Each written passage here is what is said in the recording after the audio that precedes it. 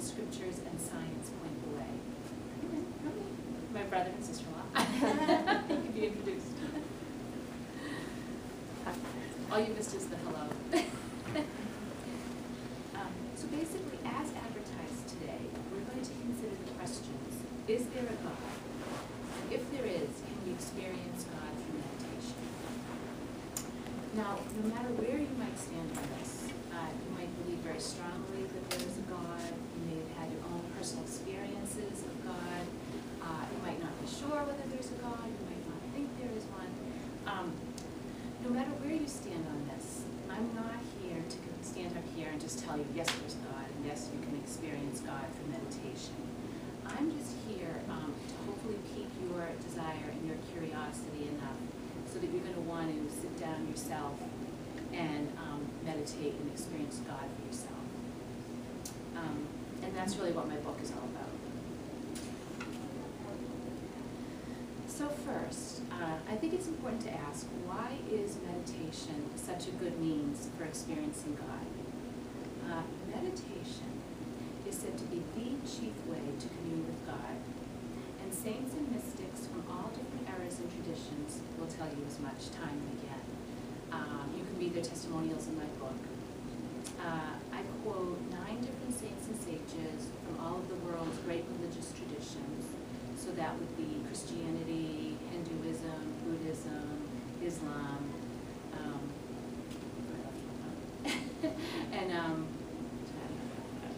and each of them speaks of going within, of meditating, quieting their soul and their mind, and what happens when they commune with God, when their soul communes with God.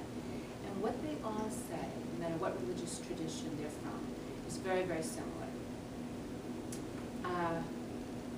So meditation is so very key because it allows us to cut off the attention from the external world and turn it within toward our souls, which is really God inside of us. In normal waking reality, we have all these thoughts and sense perceptions, and they prevent us from knowing who we truly are, from knowing that we are truly souls. But when we quiet the mind and the senses, then we can more easily perceive God.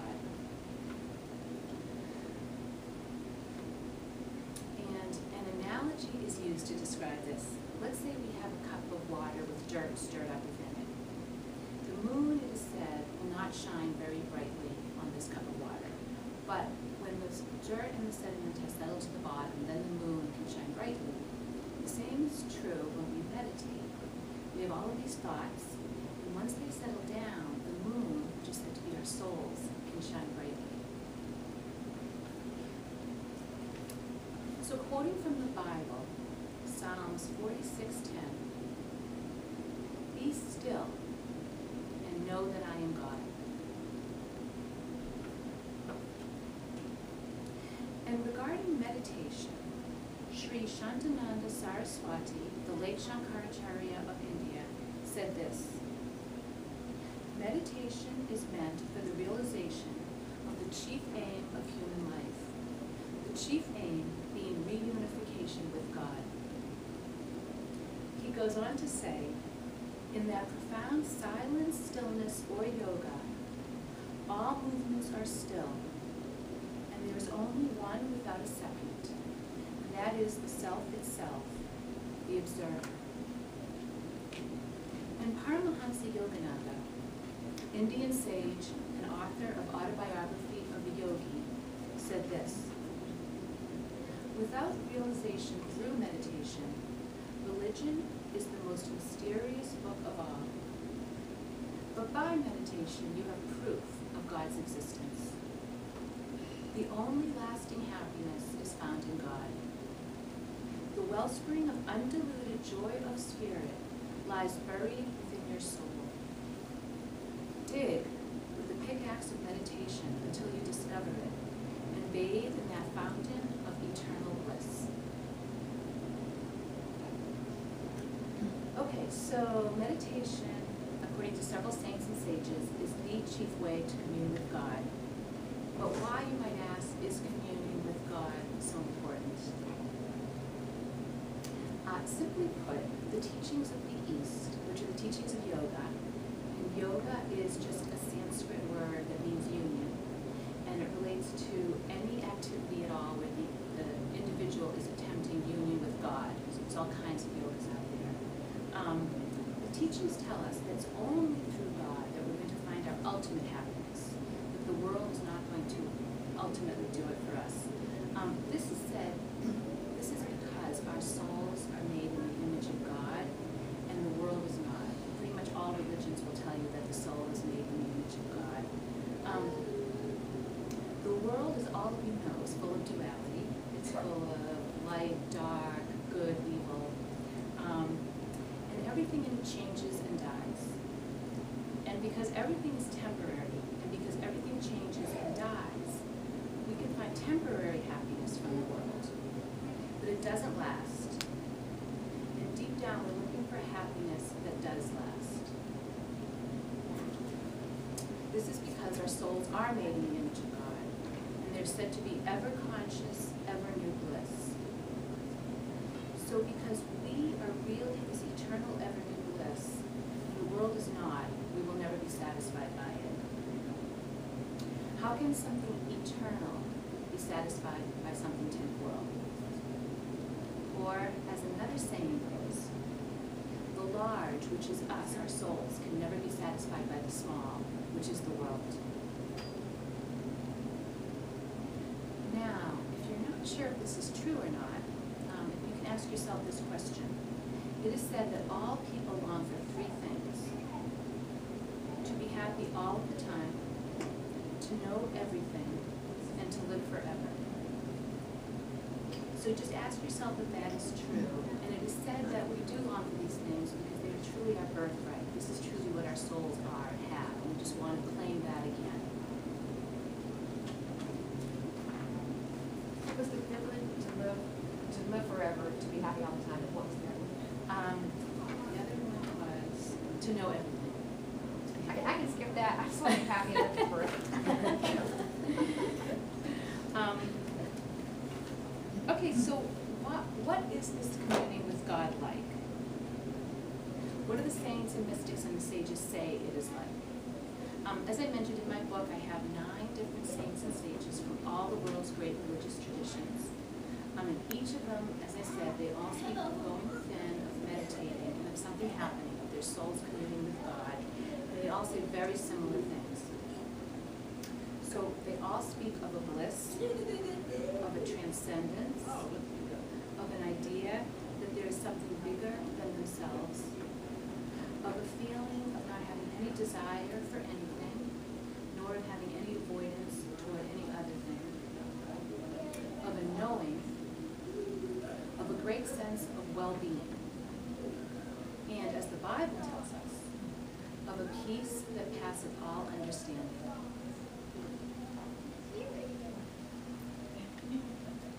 So, to quote a Christian saint and Carmelite nun, Saint Teresa of Avila, the body experiences the greatest delight, and the soul is conscious of a deep satisfaction. So glad is it merely to find itself near the fountain, that even before it has begun to drink, it has had its fill. There seems nothing left for it to desire.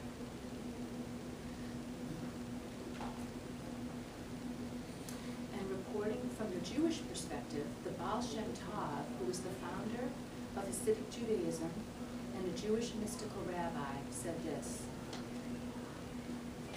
sometimes you can speak on high with your soul alone, without your body. This is when you separate yourself from your body, and it is called divestment of the physical. In such a state, you feel no bodily sensation and are totally unaware of the physical world. When you reach this state, all that you experience is the most ethereal feeling, which is nothing other than God's closeness. And Sri Shantananda Saraswati, who was the Indian sage I quoted earlier, said this: this is the experience of self as universe, and there is no duality, and there remains no place to move on to, and there is no time to change to, for he is the place, time, and also the substance. This state of yoga is devoid of all agitation, desire, need, ignorance, and is profoundly still, without any hankering, fully satisfied, and complete in all respects.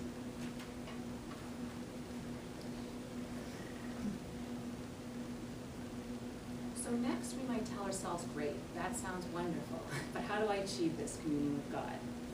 The saints, mystics, and sages also give us tips on what to do and how to go about it.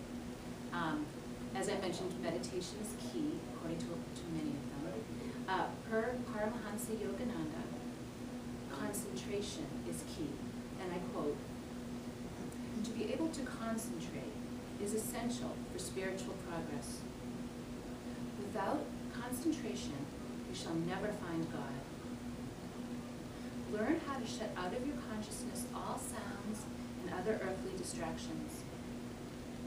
As soon as your consciousness is right, God is there. The more peace you feel during concentration, and the longer you concentrate, the deeper you will go in God." And he says we must make the effort to know God, and our effort must have an intensity behind it. Quoting again, "What is ultimately necessary is this intensity of effort to know him." Intensity in all your religious practices is the only way. Those who don't meditate regularly and deeply are restless whenever they do meditate and give up after a short effort.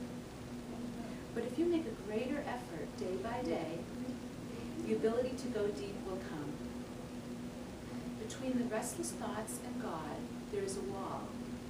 The ordinary person doesn't try, so he never gets over the wall. But the spiritual fighter goes on. When the mind becomes still, you're in the kingdom of the infinite. Practice meditation. Let your mind become so intense that the next time you sit to meditate, you won't have to make the effort. Your mind will be fixed immediately on him. If you don't make a great effort to conquer restlessness in the beginning, you will have difficulty every time you meditate throughout the years. But if you make that supreme effort at the very start, you will soon be happy and free. And Saint Teresa of Avila warns against our allowing the mind to get involved in the process. Instead, she says we should regard the mind as a madman and that we should just laugh at it. Quoting again, "Just so, when the will finds itself in the state of quiet, it must take no more notice of thought than it would of a madman. For if it tries to draw thought along with it, it is bound to grow preoccupied and restless, with the result that this state of prayer will be all effort and no gain, and the soul will lose what God has been giving it. When one of you finds yourself in this sublime state of prayer, which, as I have already said, is most markedly supernatural, and thought wanders off after the most ridiculous things in the world, she should laugh at it and treat it as the silly thing that it is, and remain in her state of quiet. For thoughts will come and go, but the will is mistress and all-powerful." So that's just a little bit from the saints and sages. There's many more testimonials in my book. I have basically about 100 pages of these 9 different saints and sages speaking about what they do to meditate. They give you tips, and they talk about the experience of meditation, and they tell you really what you should be doing to meditate. Okay, so that's great from saints and sages, but what does science say? I don't know if there's any scientists out there who are interested, but but get ready. First, we're going to take a look at the field of cosmology, which discusses the order and perfection of the universe. And it also discusses how very hard it would be to have this order and perfection were it not for some intelligence behind creation. And then we're going to take a quick look at quantum physics. First off, systems theorist Ervin Laszlo, who's author of several books including The Whispering Pond, Personal Guide to the Emerging Vision of Science, says this: the fine-tuning of the physical universe to the parameters of life constitutes a series of coincidences, if that is what they are, in which even the slightest departure from the given values would create conditions under which life could never have evolved.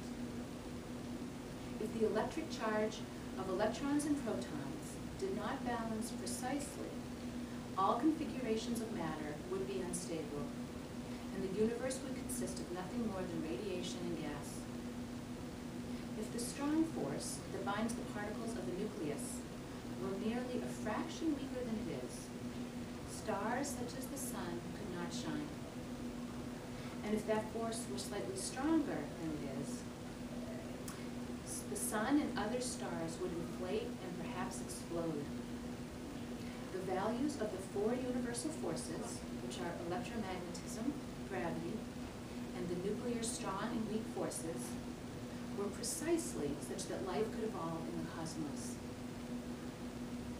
And physicist Paul Davies, PhD, a professor of mathematical physics and a well-known author, states, in Evidence of Purpose, Scientists Discover the Creator, that if there were no guiding principle or intelligent intention behind the creation of the universe, as some scientists maintain that there is none, then, quote, the time required to achieve the level of order we now meet in the universe purely by random processes is of the order of at least 10 to the 10th to the 80th years, inconceivably longer than the age of the universe itself.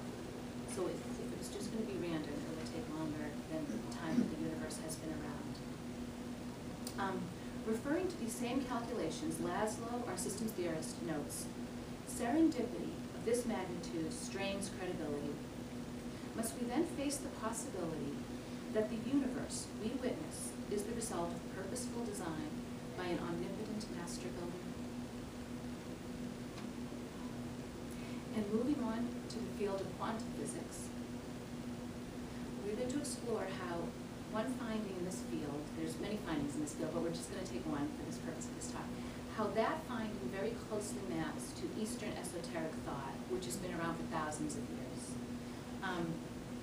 The first thing it's important to understand about quantum physics, and I don't know how many of you are familiar with quantum physics, is that it pretty much flies in the face of what we think about in normal reality. So we basically have classical Newtonian physics that describe the ordinary world we see all around us. And classical Newtonian physics, as first discovered by Newton, very well describes the material world, what goes on, the cause and effect that goes on. But when we look at quantum physics, we have to throw all of that out of the window. PhDs and scientists and quantum physicists themselves say they don't understand why it works, but it does, but it doesn't make sense to them. But as I said, it does mesh to this Eastern esoteric way of thinking. So for our purposes, we're looking at just one finding, and that's the finding of entanglement. Now, entanglement states that when an experimenter creates two subatomic particles in such a way that they are entangled or in superposition to each other, and she then disperses them to opposite ends of the universe, and she then does something to one to change its state, let's say she sets it spinning, the other instantaneously changes as well, even though they're opposite ends of the universe. Now, Einstein said this could not be done. He said basically there's nothing can travel faster than the speed of light, so to travel to opposite ends of the universe, instantaneously it cannot be done. Einstein was proven wrong. And when he was proven wrong many times, and when he was, he called it spooky science at a distance. But no matter how spooky it is real. It does happen. Furthermore, this finding of quantum mechanics points to, as physicists themselves say, the inseparable wholeness of reality, to the fact that reality itself is non-local intimately linked and outside of space and time. And these same points are key aspects of Eastern esoteric thought, which is namely that consciousness, or God, is everywhere, both inside space-time and outside space-time. It's both with God and consciousness, it's both within us and without and outside of us. All is one and all is linked. Per Paramahansa Yogananda, the Hindu sages and yogis say that matter is materialized mind stuff. In the Vedanta and yoga philosophies, the universe is spoken of as God's dream. Modern science shows that matter is nothing more than different forms of electronic vibrations. In reality, only cosmic mind exists, the one link which unites everything in the universe.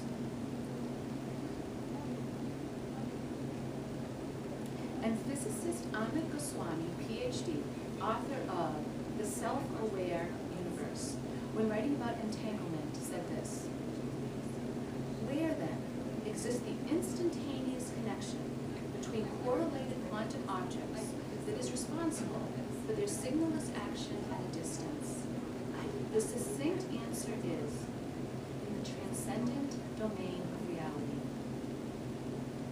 The message of quantum non-locality is that the fundamental process of nature lies outside space-time, but generates events that can be located in space-time.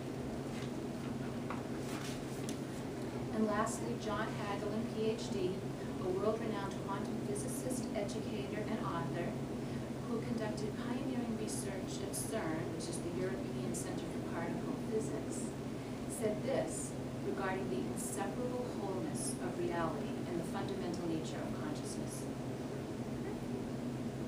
The beginning of the universe is when pure consciousness creates, within its essentially unified nature, the threefold structure of observer, observed, and the process of observation. There is a very intimate relationship between the observer and the observed. They are ultimately linked as one inseparable wholeness at the basis of creation, which is the unified field, which is also our own innermost consciousness, the self. All right, so we have a lot to think about. We've heard from saints, sages, and science, but we might also ask, what else can meditation do for us besides experiencing God? Experiencing God would be fabulous, and it is, but what else can it do for us? There have been many scientific studies conducted that prove meditation helps in the areas of health, of changes in brain activity that lead to positive emotions, of changes in the physical structure of the brain that also lead to more positive emotions, and improved concentration and control of thoughts. But just taking health to start with, improvements have been documented in the areas of heart disease, high blood pressure, stroke, tension headaches, improved immune system response, and much more. And regarding changes in brain activity leading to more positive emotions, one study showed that meditating Buddhist monks whose brains were hooked up to functional MRIs had greater activity in the left prefrontal cortex, which is the part of the brain that registers positive emotions such as happiness, than in the right prefrontal cortex, which is associated with negative emotions and anxiety. And regarding changes in the physical structure of the brain, in one study conducted by Sarah Lazar, who was a neuroscientist in the psychiatry department at Mass General Hospital, the brains of about 30 adults were studied before and after they took an insight mindfulness meditation course. The results showed that in many of the subjects, the amygdala became smaller after the course. The amygdala is the part of the brain associated with fear, anger, and stress. Lazar's study is backed up by research conducted by Paul Ekman of the University of California, San Francisco Medical Center. Ekman's research also suggests that meditation and mindfulness contain the amygdala. He found that experienced practicing Buddhists were less likely to be shocked, flustered, surprised, or as angry as control subjects. Furthermore, meditation has also been proven to help with societal problems such as recidivism rates, crime reduction, violence reduction, alcohol and substance abuse, and so on. And many more documented scientific studies can be found in the book.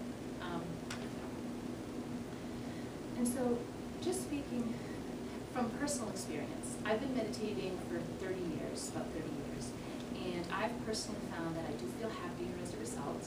I especially feel happier right after a good meditation. Sometimes I actually almost feel a little giddy. I just feel happier. I find I get distracted less easily.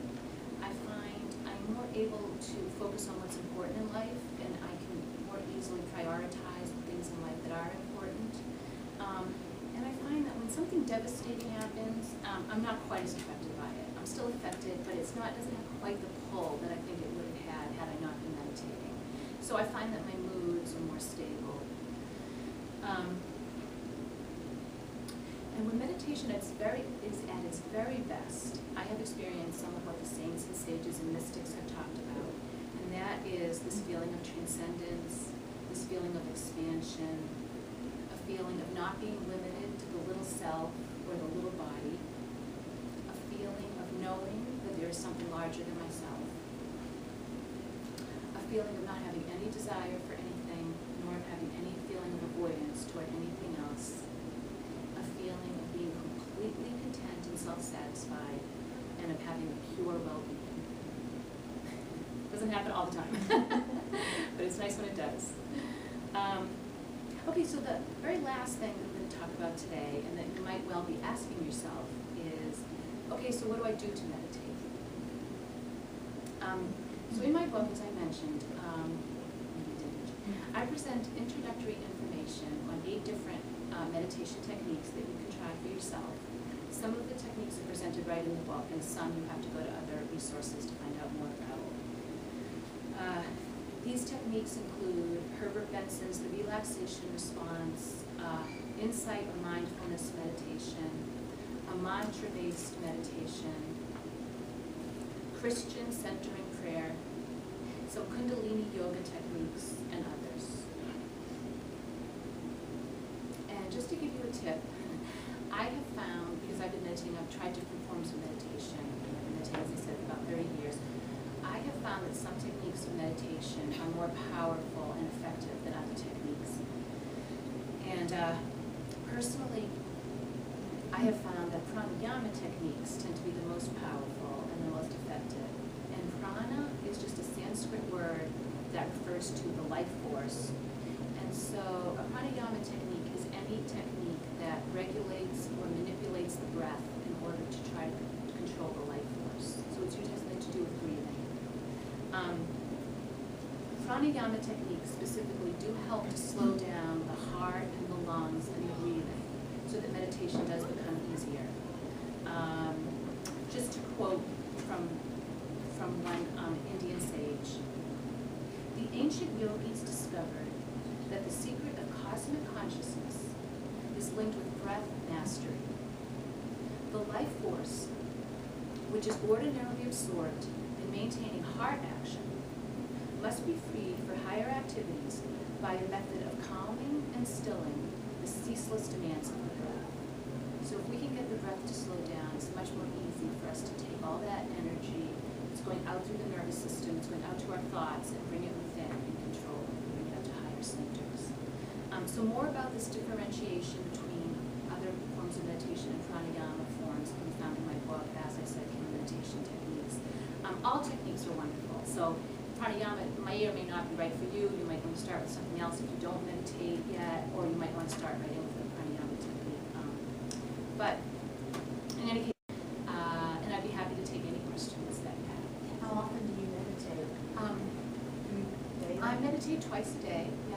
I started out when I was 18.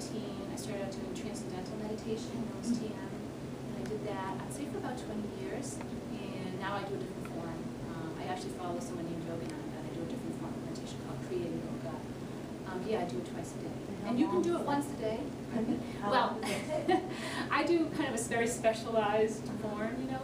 So, like, I think with TM, just to give you an example, TM, they recommend 20 minutes, about 20 minutes twice a day. I think Herbert Benson's relaxation response, I think he recommends, I can actually look at this right here, but I think he recommends about 10, anywhere from 10 to 20 minutes, even once a day. So, I personally do more. I do about half an hour in the evening, I do about almost an hour and a half in the morning. I do different techniques. Some to get the body ready to sit, to meditate. Have you ever tried, is it TikTok ones, mindfulness meditation, where you relax and breathe into the different parts of the body? I haven't myself, but I've heard good things about him as a teacher and his techniques. That's the one that I do. You do that? I do, but I find it very beneficial. But I've only been meditating probably for about 4 years, and but it's wonderful for me. It really does calm you to such a degree that things don't bother you quite as much, you know. Great. Well, it's a great testimonial. So stick with it. Yeah, I really very, very beneficial to me.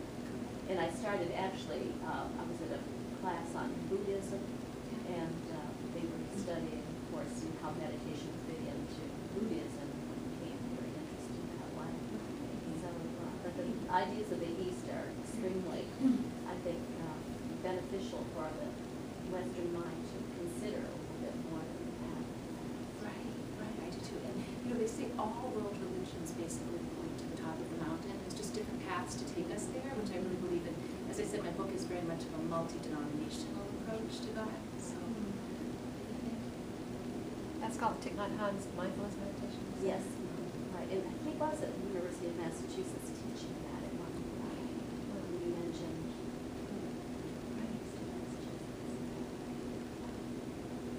I was just wondering if you could talk about like eating and meditating and like how those two work together, and also like if you're meditating, you find yourself like not meditating, like thinking and everything. Do you have any tips on like sort of resetting, or at that point you just stop and just do something else and come back to it another time? okay, no, don't stop. Basically eating, it's better to eat after you meditate. Pretty much all techniques will tell you that.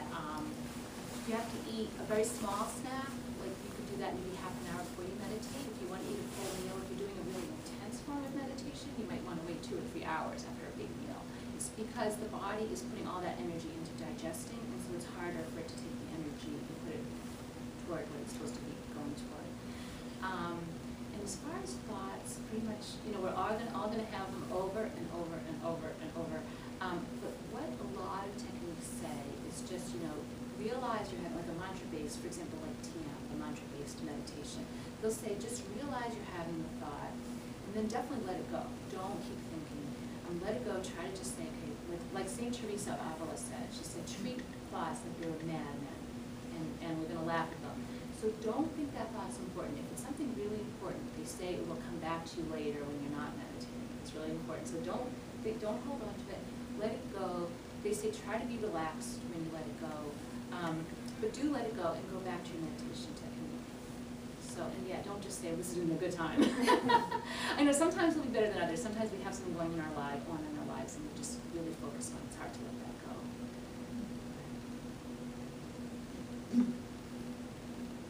I have one more Yes, question. yes. I was just wondering, like, do you try to not, like, when you wake up in the morning, try to not, like, get into, like, thinking or whatever? Do you try to do that, like, all day That's a long? good question. Or is it sort of just your normal life and then you just meditate? It's a really good question. So I found, because, you know, I've tried it all, and I know what works better, and I don't always do what works better, but what works better, and I try to do what works better. What works better is first thing in the morning, don't have any other distractions. Like, don't read your email, don't look at your phone. I mean, if you have to look at your phone, you're a mother, you have to look at your phone, fine, but try not to have any other distractions. Don't look at the newspaper. Just that, because otherwise your mind, if you get a text message, your mind is going to be taking that text message and thinking about it perhaps and writing an answer to it during the meditation. So try not to do any of those things and sit right down. And yeah, if you can remember, as you said, during your day, if you can remember God during the day, that's just they say it just helps, it's like a bookend to your, the meditation is a bookend to your days. So if you start in the morning, and then say you are able to do another one later in the day, which would be great. If you can't, that's fine. But that meditation is like a bookend to your day. So during the day, you'll have a better meditation. If every once in a while you can remember God, however you choose to do it. Some people just say the word God, or some people talk to God. You know, the saints and mystics all talk to God during the day in their own way, just in their own head. Yeah, so there's just different ways of trying to remember. But another thing you could do if you like mindfulness meditation is just every once in a while tell yourself, I have to be mindful. What am I doing right now? Keep my attention here. That kind of thing.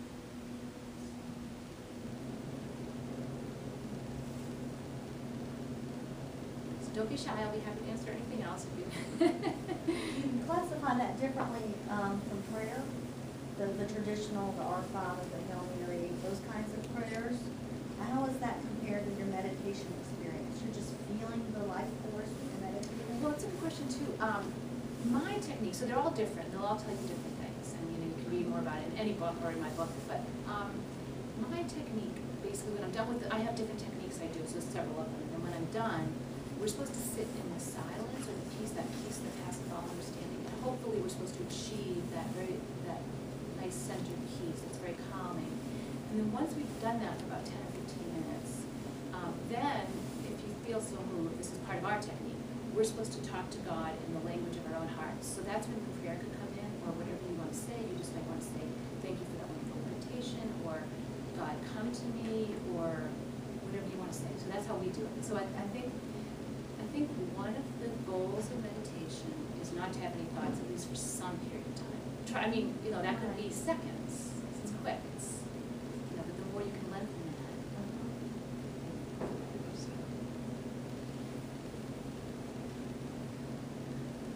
Anybody else have anything comments or anything? I was wondering about that whole science piece. Is that in the book, or is that like Yeah. in addition to? Yeah, there's a big chapter on science, and many more quantum physicists weigh in, and cosmologists. And I do quote a lot of health benefits that are scientific studies they've done, where they hook up the brain and they do different things. So that happens. Did you talk about why you started this so many years ago, or what drew you to it? That's a good question. I do know I was in college, and I know I was raised Catholic, and I know that a TM, Transcendental Meditation Group, came to my college, which was UMass Amherst, and they came and they gave a talk, and I went to the talk. And I think just meeting all the different people at college, they all have different ideas. I went to a big school, and everyone's coming from different places, and they all have different ideas. And so you're getting all this information, and then I went to this talk on TM, and I said, I want to try that. And so it's really hard to say exactly why, since it's just serendipity, but I enjoyed what they had to say, and then I got initiated when I was a freshman in college. I got initiated too. With TM, you have to get initiated in, but there are other mantra techniques, that you can just learn about mantra-based techniques even on the web, or just in my book. So yeah. Do you do the Dantian breathing with that? Oh, what is that? The deep breathing that you were talking about that comes from actually lower belly breathing, very deep breathing. Do you concentrate on that? No, ours is called Kriya Yoga, what I do, but I know there are different kinds, I just don't do that. That was part of the I do Tai Chi, and that's part of the breathing that they teach you, is part of the meditating part of the Tai Chi, because with the movements. I guess it might be as yoga would be, you start, with the deeper breathing. I think anything that involves breathing is good. I would think. That's where I find myself gasping sometimes with shorter breaths when I get nervous or anxious about things. Definitely, I do that, definitely. Yeah. The meditation does help with that. So maybe any other questions? So it sounds like from the topic you were, saying earlier about the concentration, that if there's people like with concentration problems, it's going to be really hard for them to meditate. I think you're looking for an out. I'm kidding. I'm in this pattern. No, it's okay. I'm only kidding. Well, actually, there's two sides, right? Like maybe it would help those people concentrate, but if they can't concentrate on things like schoolwork or whatever, it seems like that's going to be a block for them. I don't know. Right. I think it's like anything in life. I heard you saying because we all struggle, but we're all struggling to different degrees. So it's just a spectrum, and some people are going to be struggling a lot, and some people are going to be in the middle, and some people are going to be struggling less. It doesn't mean you shouldn't just sit down and start, because they really say this is what people need to be doing eventually, is doing this. So even if you do it for 5 minutes, and even if you're only successful for a minute of concentrating, or, you know, just wherever you're at, start somewhere. Like, you're never gonna learn to play the piano if you don't sit down and start somewhere, right? So somebody might be a prodigy, someone else is just, and it does improve, there's scientific studies that say it does improve concentration, and I think would help with prioritizing. So, yeah.